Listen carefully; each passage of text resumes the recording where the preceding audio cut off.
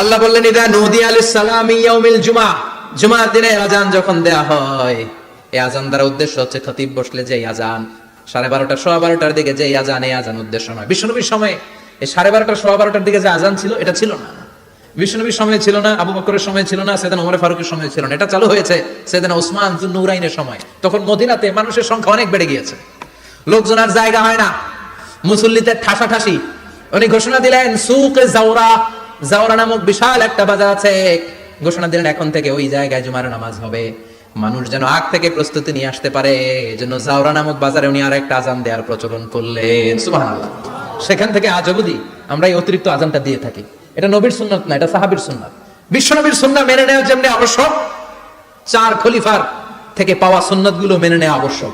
বিশ্বনবী বললেন আলাইকুম বিসুন্নতি ওয়া সুন্নাতিল খুলাফায়ে আর রাশিদিন আল মাহদিয়িন, আমার সুন্নাত ধরবা, হেদায়েত প্রাপ্ত 4 খলিফার সুন্নাত ধরবা।